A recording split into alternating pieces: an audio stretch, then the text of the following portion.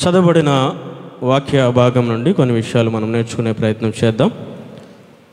మనకి ఇవ్వబడిన సమయంలోనే అతి క్లుప్తంగానే కొన్ని విలువైన విషయాలు, అందరికీ తెలిసిన విషయాలే అయినప్పటికీ కూడా కొన్ని విషయాలు నేర్చుకునే ప్రయత్నం చేసి మనము మరింత వాక్యాన్ని నేర్చుకునే ప్రయత్నం చేద్దాం. దేవునికి మహిమ కలుగునాక. హల్లెలూయా.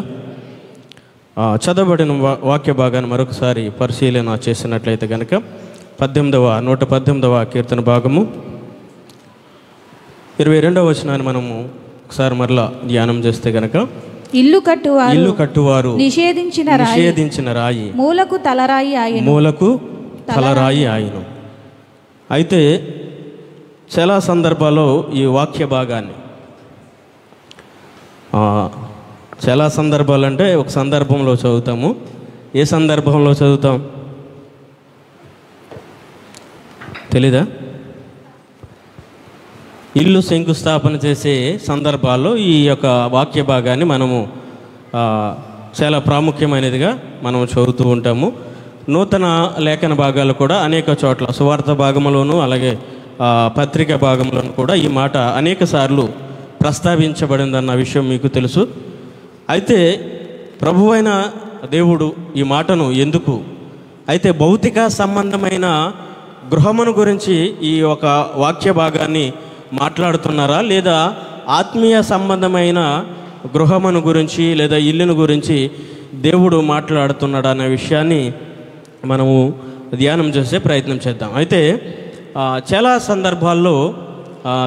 సందర్భాల్లో కాదు కానీ గృహ శంకుస్థాపన అంటే గృహ ప్రతిష్ట ఏమంటారు దాన్ని, శంకుస్థాపన లేదా మూలరాయి వేసే సందర్భాల్లో ఈ వాక్య భాగాలను చదువుతారు. అయితే చాలా విరువుగా ఈ మాటను వాడుతాం. అంటే మనకి అనుకూలంగా ఉంది కాబట్టి ఈ వాక్యాన్ని చదివే ప్రయత్నం మనం చేస్తూ ఉంటాం కాబట్టి, అయితే దేవుడు ఏ యొక్క గృహం గురించి లేకపోతే ఏ యొక్క ఇల్లు గురించి మాట్లాడుతున్నాడు మనం తెలుసుకోవాల్సిన అవసరం ఉంది. అయితే అనేక సార్లు ప్రస్తావించిన ఈ మాట గృహము గురించేనా లేకపోతే ఇంకా ఏదైనా విషయాన్ని దేవుడు మనకు నేర్పించే ప్రయత్నం చేస్తున్నాడు అంటే, ఒక భౌతిక సంబంధమైన విషయాన్ని గురించి అయితే దేవుడు అన్నిసార్లు నొక్కు ఒక్క నుంచి చెప్పే ప్రయత్నం అయితే దేవుడు చేయడు. కానీ ఏదో దీంట్లో ఒక సత్యాన్ని మనకు నేర్పించాలనే దేవుడు ఒక ఆలోచన కలిగి ఉన్నాడని నా ఆలోచన. ఎందుకంటే అనేక పర్యాయములు చూడండి, మత్తయి సువార్త 21వ అధ్యాయము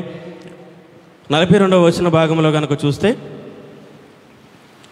ఇల్లు కట్టువారు నిషేధించిన రాయి మూలకు తలరాయి ఆయను. తర్వాత వచనం, ఇది ప్రభువు వలన కలిగెను, ఇది మన కన్నులకు ఆశ్చర్యమే అనుమాట మీరు లేఖనములో ఎన్నడూను చదవలేదా? ఇప్పుడు మనం చదివిన మొదటగా చదివిన లేఖన భాగము మనం ఎక్కడ చదివాము? కీర్తనలో 118, 22, 23 వచనాల్లో ఇదే ప్రస్తావన మళ్ళీ మత్తయి సువార్త మత్తయి గారు 21:42లో ప్రస్తావించారు. అయితే ఇంతకు ముందు మనం ఎక్కడ చదివాం?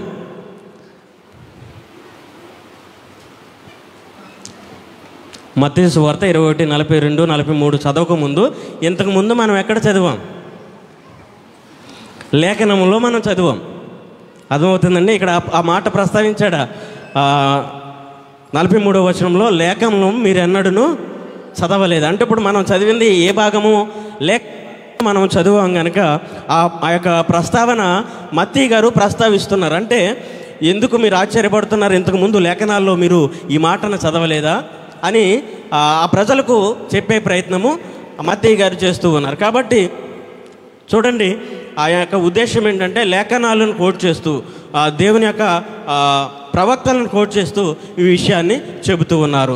ఒక బాహ్య సంబంధమైన గృహము గురించి దేవుడు చెప్పాలంటే లేఖనాలను మరలా నూతన నిబంధనలు కోట్ చేసి చెప్పవలసిన అవసరత ఏమీ కూడా లేదు ప్రియమైన వారు. కాబట్టి ఆలోచన చేద్దాం, ఎందుకు మరలా ఈ ప్రస్తావన చేస్తూ ఉన్నారంటే, మనం ఆలోచన చేస్తే కనుక చూడండి, దేవుడు ఒక మాట చెబుతూ ఉన్నాడు. తన సంఘాన్ని ఎక్కడ కడతానంటున్నాడు అమ్మా? బండ మీద. చూద్దాం, మాటను చూద్దామా? మత్తయి సువార్త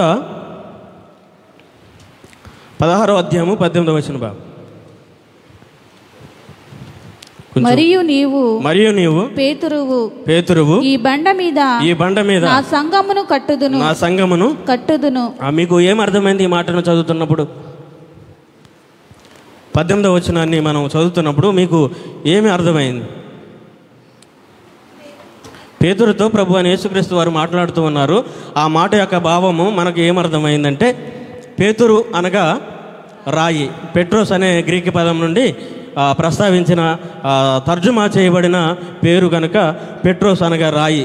తెలుగులో మనము ప్రస్తావించబడినట్లయితే పేతురు అనబడిన పేరుకు రాయి. పేతురు ఈ బండ మీద నా సంఘమును కడతాడు. ఇప్పుడు పేతురు అనే పేరుకు రాయి కాబట్టి మనం ఏమనుకుంటున్నాం? పేతురు మీదే తన సంఘాన్ని కడతాడు. ఇప్పుడు కొన్ని విషయాలు మనము అపార్థం చేసుకోవటంలో పొరపాటు లేదు, కానీ యాకోబు పేరు నాకు అర్థం ఏంటండి? మోసగాడు. యాకోబు మోసగాడ, పేరుకు అర్థం మోసగాడ.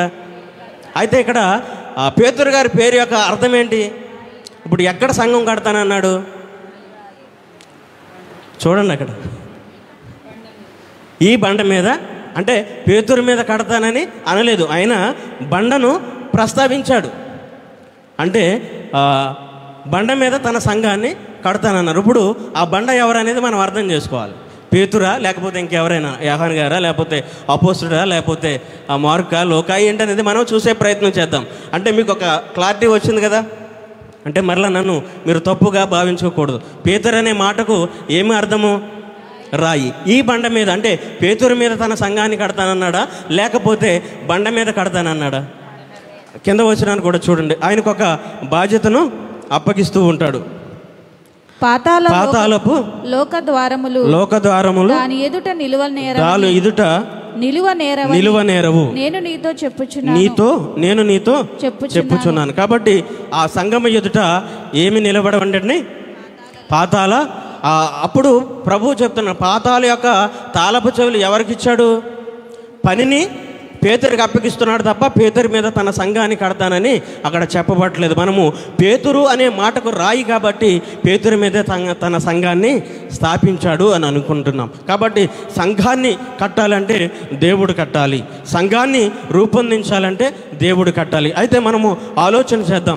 ఇక్కడ మనం చదివిన లేఖన భాగం ఏంటంటే కనుక మూలరాయి.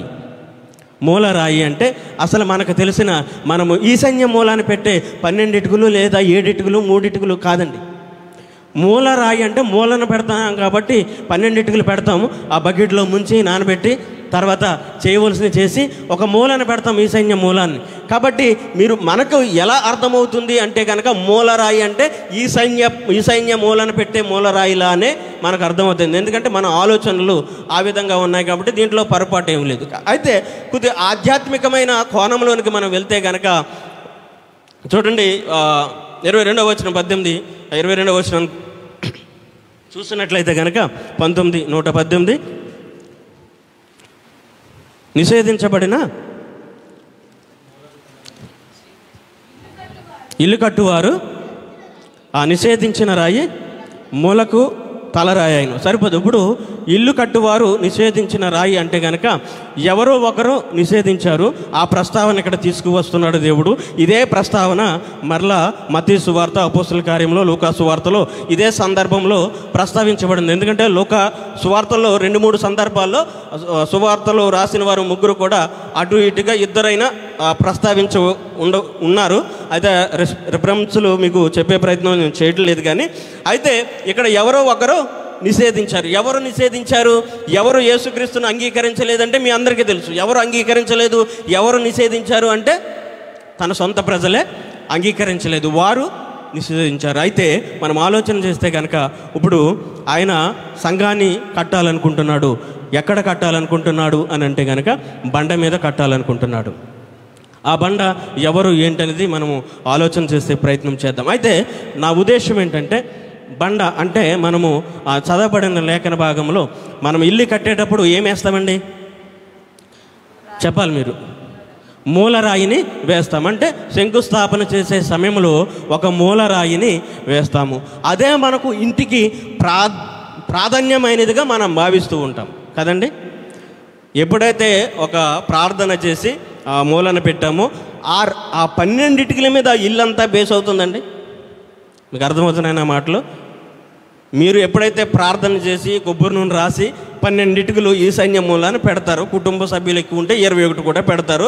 ఎన్నైనా పెట్టుకోనండి, మన కౌంట్ ఇంపార్టెంట్ కాదు, ఎన్నైనా పెట్టుకోనండి. ఇప్పుడు నేను చెబుతున్న విషయం ఏంటంటే, ఒకరు ఎవరైనా ఇల్లును కట్టాలి అని అంటే గనక 11 లేక 21, 7 ఎన్నైనా బేస్ సంఖ్యలోనే పెడతారు, అది వేరే విషయము. అయితే ఆ 12, 21 ఏదైనా ఆ ఇటుకల మీదే మనం కట్టబోయే భవనము ఆధారపడి ఉంటుందా? అర్థమైతే మీరు సమాధానం చెప్పాలి. మీరు అలా చూస్తుంటే అర్థం కావట్లేదేమో నేను అనుకుంటున్నాను. 11 ఇటుకల మీద మనం కట్టే హౌస్, మీ అందరికీ ఇల్లులు ఉన్నాయి, మీరు అందరూ కూడా కట్టారు. ప్రార్థన చేసినప్పుడు కూడా ఒక్కొక్కరిగా ఇటుకలు కూడా పెట్టారు. మీకు ఏం తెలియని విషయాలు, నేను కొత్త విషయాలు ఏమి కూడా ప్రస్తావించట్లేదు, మీరు అలాగా చూడొద్దు. 11 ఇటుకలు పెట్టామండి. ఇప్పుడు ఈ మందిరాన్ని కూడా ప్రార్థన చేసి నాకు తెలుసు శంకుస్థాపన చేయటం, అక్కడ సంఘ పెద్దలుగా మేము కూడా పెట్టాం.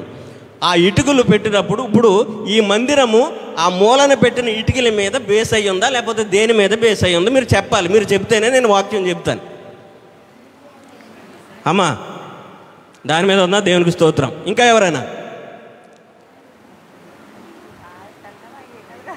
మరి దేని మీద బేస్ అయ్యి ఉంది? ఇప్పుడు ఈ మందిరము దేని మీద బేస్ అయ్యి ఉంది? Pillars very good. ఇంకా ఎవరో చెప్తున్నారు? ఫౌండేషన్. ఇప్పుడు బండ అంటే ఏంటో తెలుసా? ఫౌండేషన్. మూలరాయి అని ప్రస్తావించారు కాబట్టి మనం ఈశాన్య మూలాన్ని పెట్టే రాళ్ళు అనుకుంటున్నాం. ఏంటది? బండ అంటే కనుక ఫౌండేషన్, పునాది. అంటే చూడండి, కింద పునాది వేశారు కదా, భీములు వేశారు కదా. ఇప్పుడు ఈ చర్చ్ కన్స్ట్రక్షన్ అంతా దేని మీద ఆధారపడి ఉంది? పునాది మీద ఆధారపడి ఉంది. మీరు ఎప్పుడైనా మూల రాయి అంటే కనుక పునాది, బండ అంటే కనుక పునాది, బేస్. అర్థమవుతుందండి? ఈ మందిరము నిలబడటానికి బేస్ అది. పునాది లేకపోతే ఇటో అటో ఒరుగును. కింద పాదాలు భీములు లేకపోతే ఇప్పటికి ఎన్నో సంవత్సరాలు అయింది, ఇంచుమించు 16-17 సంవత్సరాలు అవుతుంది. అంటే ఇటో అటో ఒరుగును. ప్రియమైన వాళ్ళ అర్థం చేసుకోండి. కాకపోతే రాయి లేదా బండ అనగా ఫౌండేషన్. మన విశ్వాస జీవితానికైనా మన సంఘానికైనా మన ఆధ్యాత్మిక కోణాల్లో మనము అలవర్చుకుంటే దేనికైనా ఇంపార్టెంట్ ఏంటంటే ఫౌండేషన్. సరైన ఫౌండేషన్ లేకపోతే ఇప్పుడు చూడండి, ఇప్పుడు అంతా కూడా ఎడ్యుకేషన్ సంబంధించి తల్లులు తండ్రులు అంతా కూడా ఏ కాలేజీలో జాయిన్ చేయాలి కదండి, ఏ గ్రూప్లో జాయిన్ చేయాలి, ఎక్కడ జాయిన్ చేయాలి అంటే ఇప్పుడు మన పిల్లల భవిష్యత్తుకి ఏం వేస్తున్నాం? ఫౌండేషన్, పునాది వేస్తున్నాం. అంటే ఈ ఇంటర్మీడియట్ వారి యొక్క జీవితాలను, దిశానిర్దేశాలను నిర్ధారిస్తుంది. కాబట్టి మీరు ఎంత శ్రద్ధగా ఆలోచించారు? ఎన్ని కాలేజీ వాళ్ళు మీ ఇంటికి వచ్చారు? మీరు ఎన్ని హాస్టల్లో ఎంక్వైరీ చేశారు? ఎక్కడెక్కడో తెలుసుకున్నారు, తెలిసిన వాళ్ళు ఎక్కడున్నారో, తెలియని వాళ్ళు ఎక్కడున్నారో కదండి.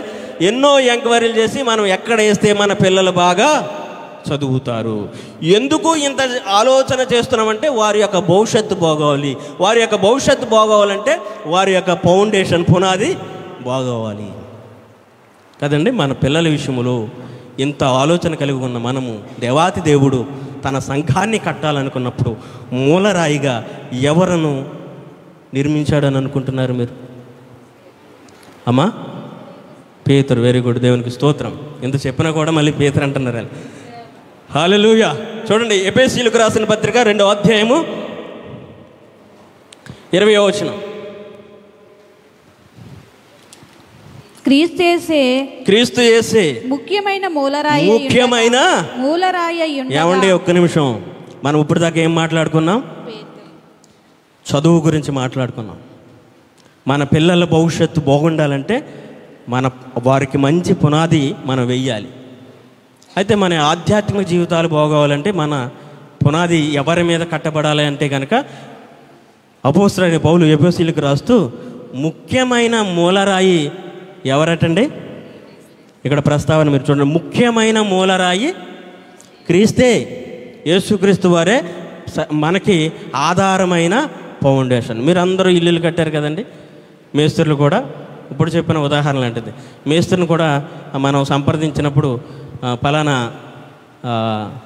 ధనలక్ష్మి గారి ఇల్లు ఎవరు కట్టారు, సో మనోరత్న గారి ఇల్లు ఎవరు కట్టారు, కిరణ్ గారి ఇల్లు ఎవరు కట్టారు, డాక్టర్ గారి ఇల్లు ఎవరు కట్టారు, ఇలా ఎంక్వైరీ చేసుకుంటాం. ఏ మేస్త్రి బాగుంటాడు, ఎలా అయితే మనకు నచ్చినట్టుగా ఎలివేషన్ చేస్తాడు. చూడండి, మనం ప్రతి దానిలో కూడా బెస్ట్ మంచిది ఆలోచిస్తాం. మంచి మేస్త్రి మనకు కావాలి, మంచి కాలేజ్ కావాలి, మంచి ఎడ్యుకేషన్ కావాలి, మంచి ఆధ్యాత్మిక భవిష్యత్తు మనకు అవసరం లేదు, మంచి ప్రార్థనా జీవితం మనకు అవసరం లేదు. మన సంఘం అనే పునాది బండ మీద మత్తయి సువార్తలో చూడండి, ఒకడు ఇల్లు కట్టాడంటండి. ఎక్కడ కట్టాడండి? ఒకడు ఇసుక మీద కట్టాడు, ఒకడేమో బండ మీద కట్టాడు. రెండింటికి వ్యత్యాసం ఏంటండి? వర్షం వచ్చింది, గాలివాన వచ్చింది, ఇసుక మీద కట్టిన ఆ యొక్క ఇల్లు ఏమైంది? కూలిపోయింది. గాలివాన వర్షం వచ్చినప్పుడు అది కూలిపోయింది. మరి బండ మీద కట్టిన ఇల్లు ఎలా ఉంది? వర్షం వచ్చింది, వరద వచ్చింది, గాలి వచ్చింది, అయినా దాని పునాది 6లో ఉంటుంది. 6వ అధ్యాయంలో, మత్తయి సువార్త 6వ అధ్యాయంలో ఈ మాటలు ఉంటాయి. దాని పునాది బండ మీద వేయబడ్డాది కనుక దాని పునాది ఎక్కడుందండి? బండ మీద. ఇప్పుడు ఆ పునాది ఎవరు అనుకుంటున్నారు? క్రీస్తే. మరి నీ యొక్క ఆధ్యాత్మిక విశ్వాస జీవితం పునాది బండ మీద వేస్తావా, ఇసుకలో వేస్తావా? సంఘానికి వస్తూ ఉన్నారు, సంఘానికి వెళ్తూ ఉన్నారు. ఎక్కడ నీ ఫౌండేషన్? ఇహలోక సంబంధమైన ఇలా చెప్పుకుంటూ ఉంటే ప్రతిదీ నీకు బెస్టే కావాలి. 200 రూపాయలు చీర కొన్నా ఆడు 20-30 చీరలు వేస్తాడు. 20-30 చీరల్లో 200 చీరల్లో 20 చీరల్లో కూడా 200 రూపాయలదైనా కూడా 200 కదా అని మీరు తీసుకోరు. ఆ 20 చీరల్లో కూడా బెస్ట్ వెతుకుతారు మీరు. నా మాటలు అర్థమవుతున్నాయా? అట్లీస్ట్ కచ్చిబ్లో కూడా బెస్ట్ వెతుకుతారు. కచ్చిబ్ ఎంత ఉంటుంది? మహా అయితే 15 రూపాయలు 25 రూపాయలు ఉంటాయి.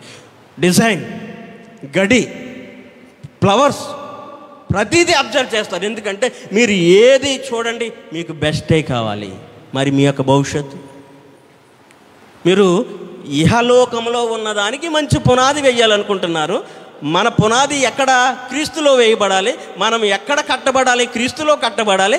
మరి మన యొక్క ప్లానింగ్ ఎలా ఉంది? అర్థమవుతానా ఆయన మాటలు? ప్రియమైన వారులారా, అర్థం చేసుకోండి. కాకపోతే మనము ఆ కోణంలో ఆలోచన చేయం కదండి. మనకి ఏదైనా అటు ఇటు అయినా కూడా ఎన్నో ఇబ్బందులు పడి అది ఇది మార్చి మనకి నచ్చినట్టుగా లేదా మనకు అనుకూలంగా మనం మార్చుకుంటాం. ఎందుకండి మన ప్రార్థనా జీవితాన్ని అలా మార్చుకోలేము? ఎందుకంటే మన విశ్వాస జీవితాన్ని అలా మార్చుకోలేము? ఒక కచ్చేపి విషయంలో పెట్టిన ఎఫెక్ట్ నువ్వు దేవుని విషయంలో ఎందుకు పెట్టలేకపోతున్నావు? ఒక పెన్న విషయంలో పెట్టిన ఎఫెక్ట్ నువ్వు దేవుని విషయంలో ఎందుకు పెట్టలేకపోతున్నావు? కాబట్టి ఆలోచన చేయండి.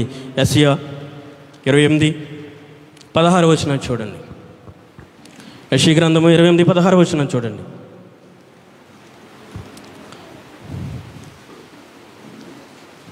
ప్రభువగు యెహోవా ఇలాగు సెలవిచ్చుచున్నాడు, సియోనులో పునాదిగా రాతిని వేసిన వాడను నేనే. అది పరిశోధింపబడిన రాయి, అమూల్యమైన రాయి, తలరాయి, బహుస్థిరమైన పునాది అయిన మూలరాయి అయ్యున్నది. విశ్వసించువాడు కలవరపడడు. చూడండి, ఇక్కడ ఆ రాయికున్న క్వాలిటీస్. ఇప్పుడు ఈ పునాది ఎవరో మనం చూసాము ఎఫెసీయులకు రాసిన పత్రికలో 2వ అధ్యాయము 20వ వచన భాగంలో మనం చూసాము. ఇప్పుడు 28వ యెషయా గ్రంథము 28వ అధ్యాయంలో 16వ వచనంలో చూస్తూ ఉన్నాము. ఒక రాయికి వచ్చిన క్వాలిఫికేషన్ ఇక్కడ చెబుతూ ఉన్నాడు. ప్రభువగు యెహోవా ఇలాగు సెలవిచ్చుచున్నాడు, సియోనులో పునాదిగా రాతిని వేసిన వాడును నేను. ఇప్పుడు పునాది వేసినవాడు ఎవరండి? దేవుడు. దేవుడు వేసిన పునాది యొక్క క్వాలిఫికేషన్ చెప్తున్నాడు. పునాది వేసినప్పుడు మనము ఏం చేస్తామండి? బండ మీద మన పునాది వేస్తాం. ఇప్పుడు ఆ బండ ఎవరని చెప్పుకున్నాం? క్రీస్తు. కాబట్టి ఇప్పుడు ఆ క్రీస్తు కూర్చున్న ఆయనకున్నటువంటి లక్షణాలు చెబుతూ ఉన్నాడు. అది పరిశోధింపబడిన రాయి, అమూల్యమైన తలరాయి, బహు స్థిరమైన పునాది అయిన మూలరాయి అయ్యున్నది విశ్వసించువాడు కలవరపడరు. ఇప్పుడు మనకుందా విశ్వాసము? మనకుందా నిరీక్షణ? మనము నమ్ముచున్నామా?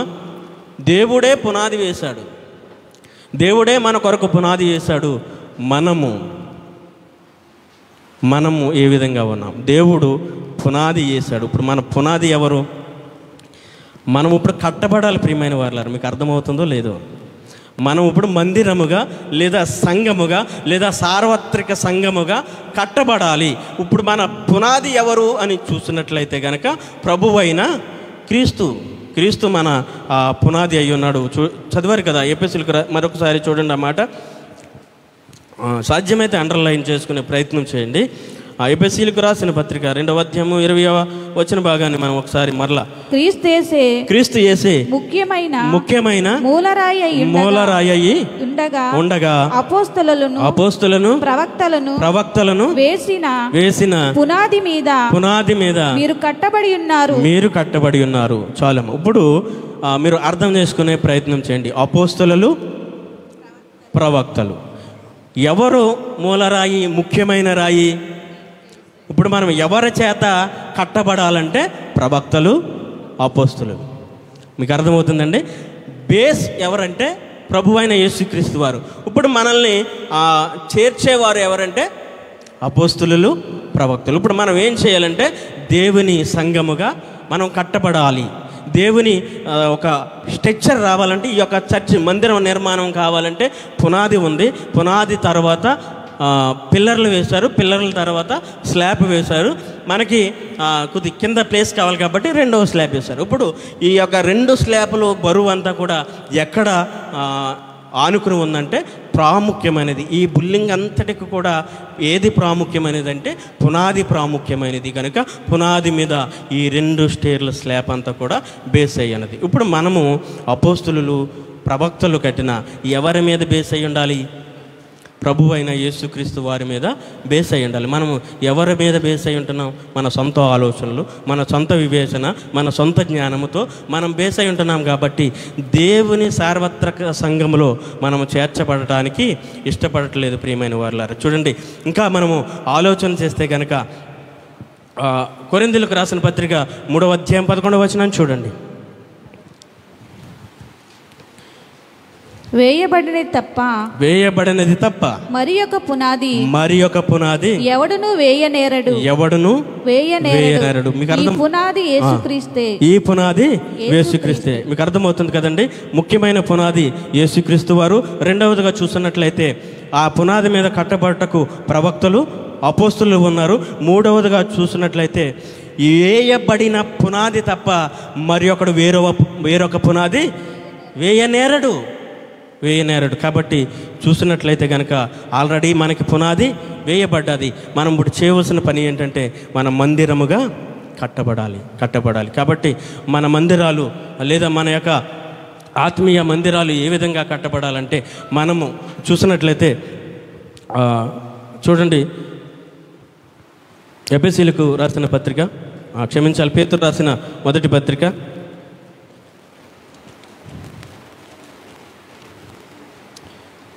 మొదటి పత్రిక 2వ అధ్యాయము 4-5 వచనాలు చూడండి. పేతురు పత్రిక. మనుషుల చేత విసర్జింపబడినను దేవుని దృష్టికి ఏర్పరచబడినదియు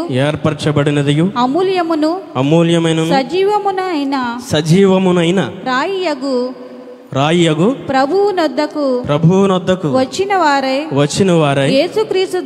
యేసుక్రీస్తు ద్వారా దేవునికి అనుకూలములగు అనుకూలమైన ఆత్మ సంబంధులైన బలులు అర్పించుటకు పరిశుద్ధ యాజకులుగా ఉండునట్లు మీరును సజీవమైన రాళ్ళ వలె నుండి ఆత్మ సంబంధమైన మందిరముగా కట్టబడుచున్నారు. ఇప్పుడు మనము ఎలా కట్టబడాలంటే సజీవమైన రాళ్ళుగా. చూడండి, 4వ వచన భాగంలో మనం చూస్తుంటే మనుషుల చేత విసర్జింపబడినను దేవుని దృష్టికి ఏర్పరచబడినదియు అమూల్యమైనను సజీవమైన రాయి అగు. ఇప్పుడు చూడండి, చాలా జాగ్రత్తగా అర్థం చేసుకున్నాం. మనుషుల చేత విసర్జింపబడినను దేవుని దృష్టికి ఏర్పరచబడినది.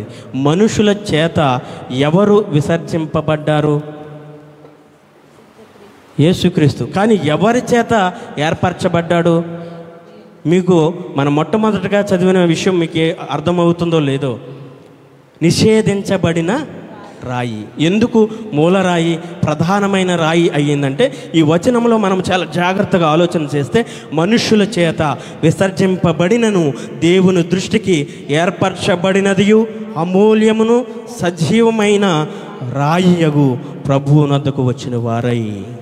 ఇప్పుడు చూడండి, సజీవమైన రాయి. సజీవమైన రాయి ఉన్నదంటే జీవము లేని రాళ్ళు కూడా ఉన్నాయి. జీవము లేని రాళ్ళుగా మనం ఉన్నామా?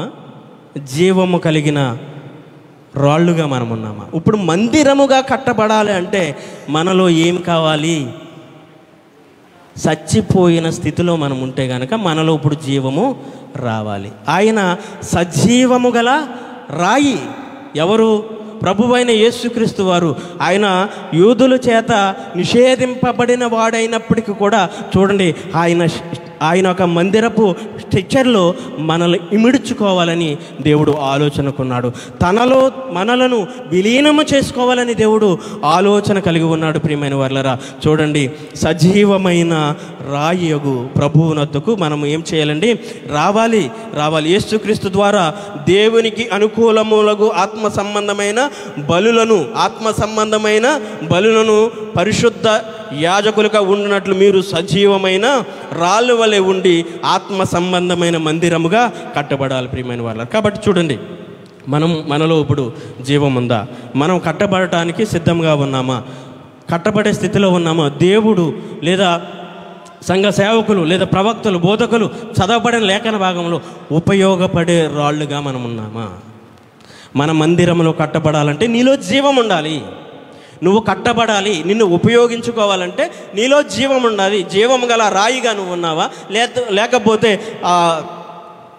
జీవము లేని రాడు వలె నువ్వు ఉన్నావా? ఒకసారి ఆలోచన చేసుకోండి. ఆయన సజీవమైన బండగా ఉన్నాడు, సజీవమైన పునాదిగా ఉన్నాడు, ఆయన చలిస్తూ ఉన్నాడు. మరి నువ్వెలా ఉన్నావు? ఆధ్యాత్మిక స్థితిలో ఆధ్యాత్మిక మందిరముగా కట్టబడటానికి, దేవుని ఆలయముగా కట్టబడటానికి ఆయన ఎంతో ఇష్టపూర్వకంగా కట్టుకున్న పరలోకపురములో కట్టుకుంటున్న యొక్క పట్టణంలో నీవు ఒక రాయిగా చేర్చబడటానికి నువ్వు ఇష్టపడుతున్నావా?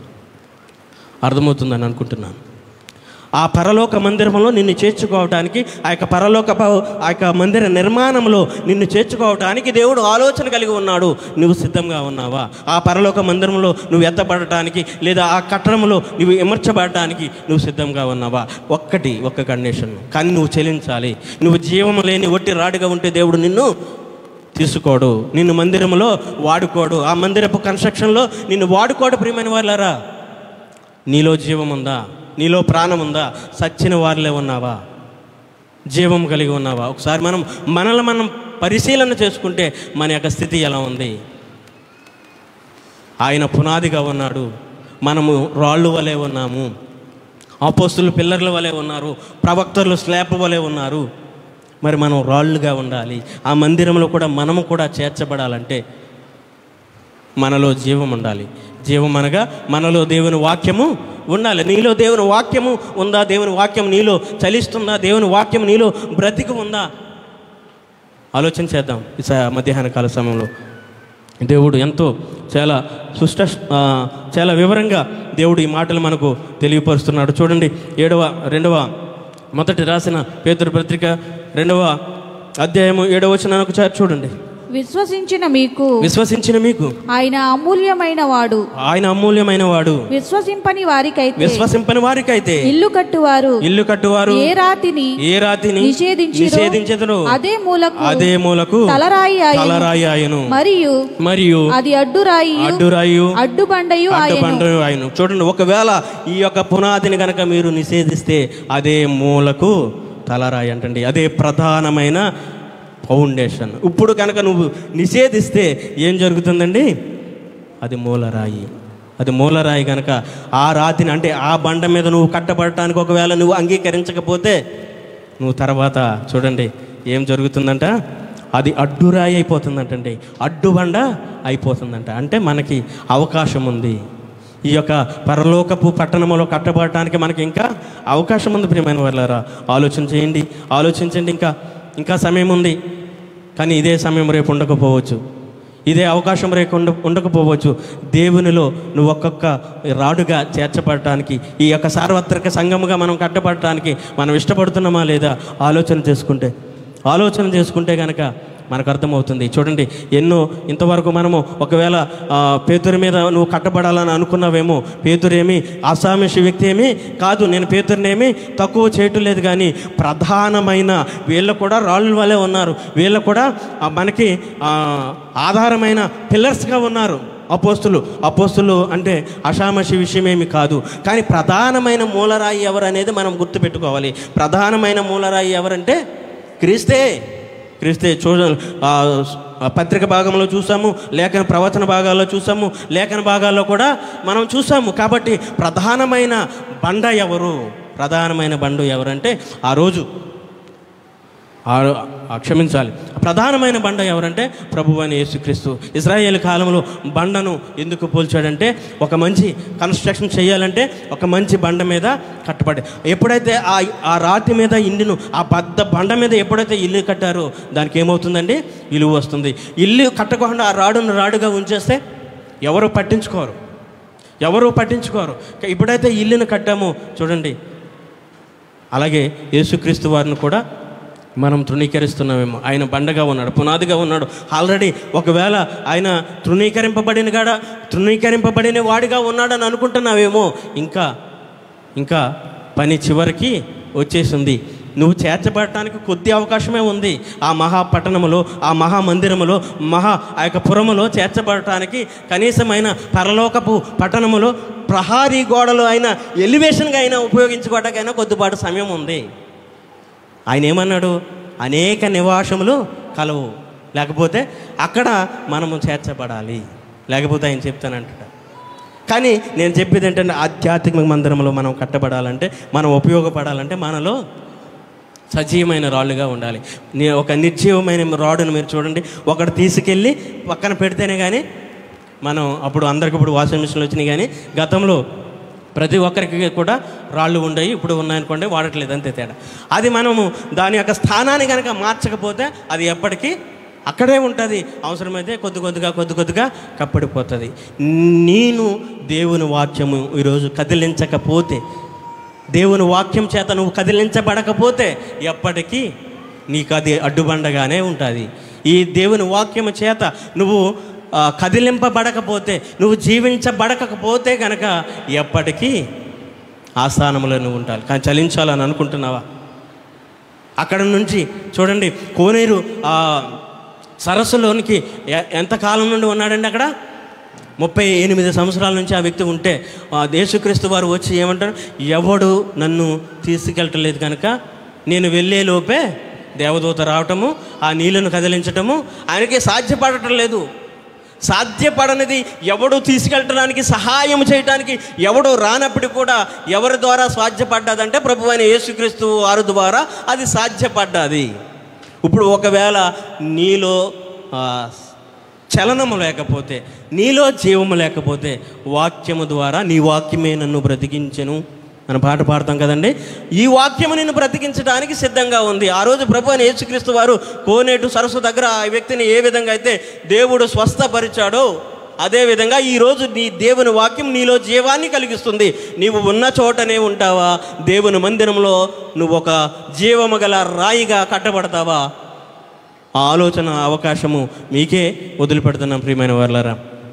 కాబట్టి ఆలోచన చేయండి. సమయము బహు తక్కువగా ఉంది. మనం ఇంకా ఒక చలనం లేని ఒక రాళ్ళు వలె ఉండిపోతే, యేసుక్రీస్తు వారి యొక్క పునాది మీద మనము ఒక మందిరముగా కట్టబడకపోతే తర్వాత మరలా మనకది అడ్డురాయిగా ఉంటుంది ప్రియమైన వారలారా. కాబట్టి ఆయన మనలను చూడండి, 8వ వచనం చూడండి. కట్టువారు వాక్యమున కవిదేయులై త్రొట్టిల్లుచున్నారు, దానికే వారు నియమింపబడిరి.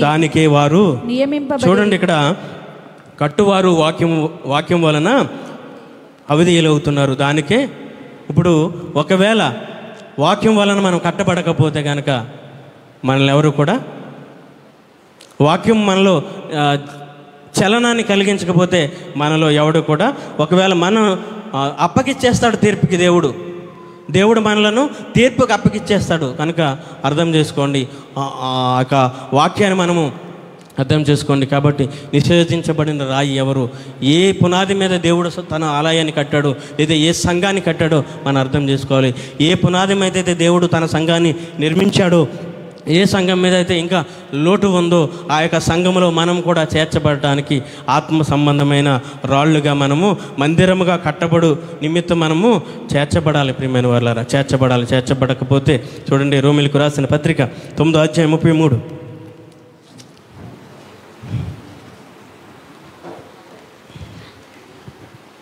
రోమీయులకు రాసిన పత్రిక 9వ అధ్యాయం. ఇదిగో నేను అడ్డురాతిని అడ్డుబండను సియోనులో స్థాపించుచున్నాను ఆయన యందు విశ్వాసముంచువాడు సిగ్గుపరచబడడు అని వ్రాయబడిన ప్రకారము వారు అడ్డురాయి తగిలి తొట్రుపడిరి.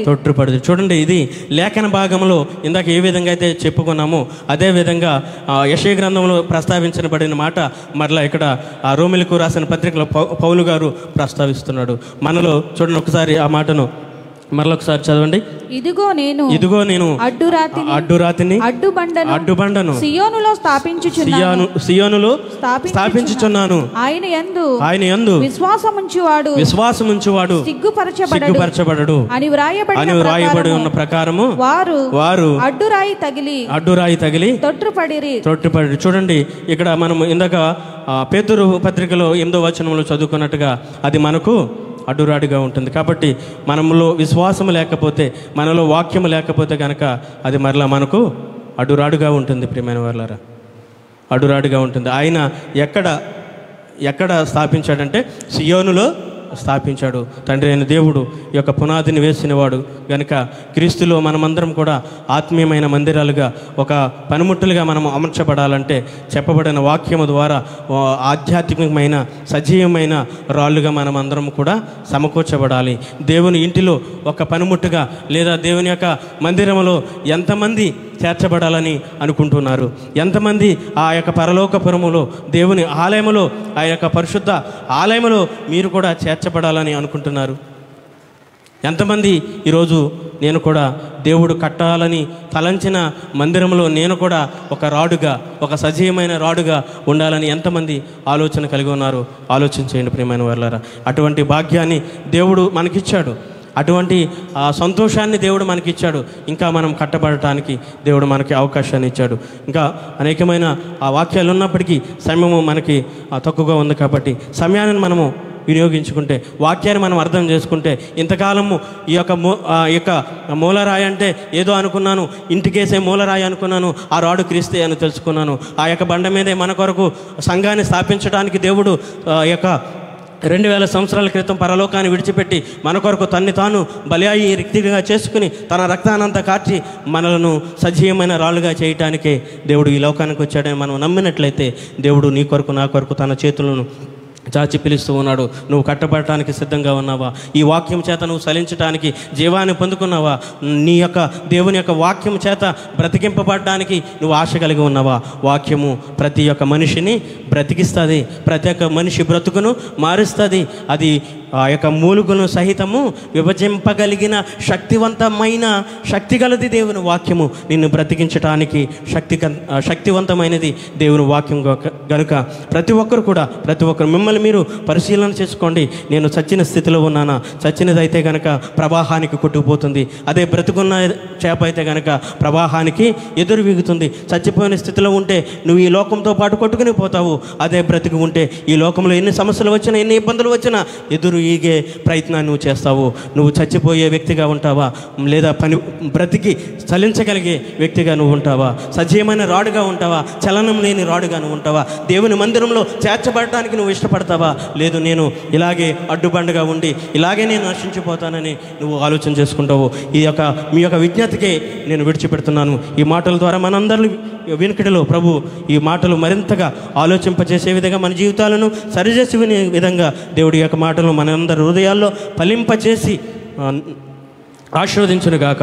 ఆమేన్. చిన్న ప్రార్థన చేసుకుందాం. మహాపరిశుద్ధుడైన ప్రియ పరలోకపు తండ్రి, నీ పరిశుద్ధమైన నామానికి స్తోత్రాలు చెల్లిస్తూ దీనుడు నలుపుడైన నన్ను ప్రభా కొన్ని నిమిషాలు నీ పాత్రగా నిలబెట్టుకుని ప్రభా నీ వాక్యాన్ని ప్రకటించడానికి ప్రభా మీరు నాకు ఇచ్చిన ఈ యొక్క సమయానికై వందనాలు స్తోత్రాలు. విత్తబడిన వాక్యం అనేకమైన హృదయాల్లో పడి ఫలించి 30, 60, 100 ఫలించి వారి జీవితాలకి ప్రభా ఆశీర్వాదకరంగా ఉండినట్లు ప్రభా సహాయం చేయమని నీ కృపా కాపుదల మా యొక్క సంఘం అంతటిపై ఉంచి మమ్మల్ని ఆధ్యాత్మిక సత్యంలోనికి నడిపించి మీరే మహిమ ఘనత ప్రభావాలు పొందుకుంటారు యేసుక్రీస్తు శక్తిగల నామమును బట్టి ప్రార్థించి బ్రతిమాలి వేడుకుంటున్నాం ప్రియ పరలోకపు తండ్రి.